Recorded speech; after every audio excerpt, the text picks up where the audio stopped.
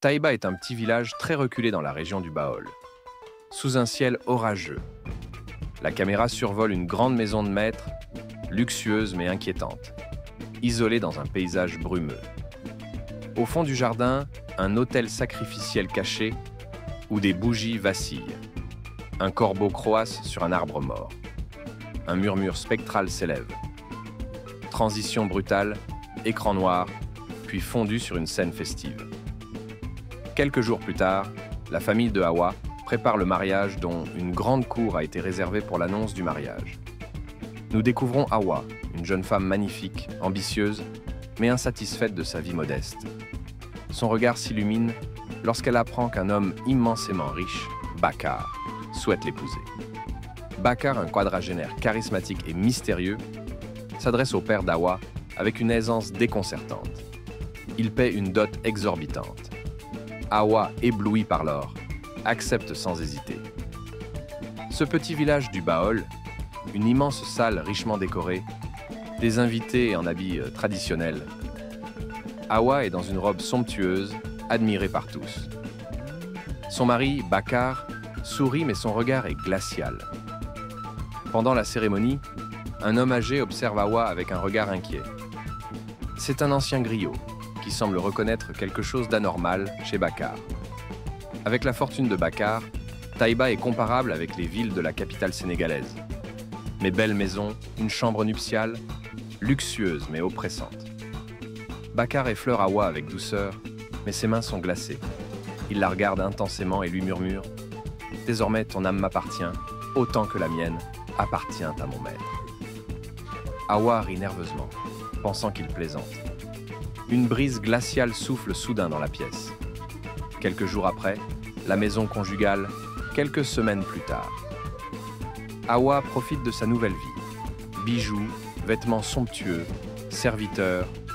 Mais elle commence à se poser des questions. D'où vient exactement cette richesse? Pourquoi Bakar n'a-t-il aucun commerce visible? Pourquoi son mari ne mange-t-il jamais avec elle? Taïba, le petit village mythique. Un couloir sombre, éclairé par une lueur tremblante. Hawa se réveille en pleine nuit et remarque que Bakar n'est pas à ses côtés. Curieuse, elle le suit discrètement, jusqu'à une porte interdite. Derrière, elle entend des chuchotements et des incantations en une langue inconnue. Elle entre et découvre l'impensable. À l'intérieur, un autel couvert de sang séché, des crânes, des bougies noires. Bakar, agenouillé devant une silhouette démoniaque à peine perceptible. Son mari chuchote une prière étrange, ses yeux deviennent entièrement noirs. Hawa pousse un cri d'horreur, mais Bakar tourne lentement la tête vers elle, avec un sourire effrayant. Lieu, la maison, transformée en un labyrinthe cauchemardesque. Hawa tente de fuir, mais les couloirs s'étendent à l'infini. Des ombres l'encerclent, des voix murmurent son nom. Chaque porte qu'elle ouvre revient à la même pièce, où Bakar l'attend, assis, un sourire glacial sur le visage. Tu m'appartiens, Hawa. Rien ne peut te sauver maintenant. Dans ce village du Baol, une petite hutte en périphérie du village. Désespérée, Hawa s'enfuit chez le vieux griot, qui lui révèle la vérité. Ton mari a sacrifié son âme au diable pour sa fortune. Et maintenant, il doit t'offrir une âme en échange. La tienne. Hawa s'effondre en pleurant, réalisant l'horreur de son choix. Dans ce village de Taïba, la maison conjugale, envahie par des visions cauchemardesques. Les serviteurs ne sont que des ombres. Bakar ne projette plus d'ombre sous le soleil. Hawa entend des pleurs d'âmes torturées chaque nuit. Elle commence à perdre la raison, incapable de distinguer la réalité de l'illusion. Dans le calme du village, une nuit d'orage, au pied de l'autel sacrificiel.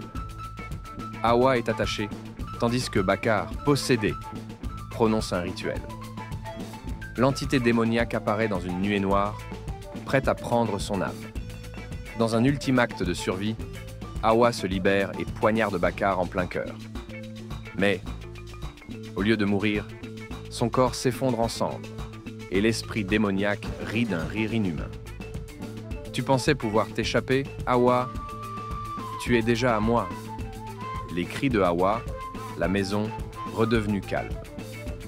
Hawa se réveille dans son lit, comme si tout n'avait été qu'un cauchemar. Elle regarde autour d'elle, tout semble normal. Mais en se levant, elle voit son reflet dans le miroir et hurle. Son reflet ne bouge pas en même temps qu'elle. Ses yeux sont devenus entièrement noirs. L'écran devient noir et un rire démoniaque retentit avant le générique. Cette histoire explore l'avidité, la manipulation et les conséquences d'un choix irréfléchi. L'ambiance mélange le mysticisme africain, le surnaturel et l'horreur psychologique pour une expérience immersive et effrayante.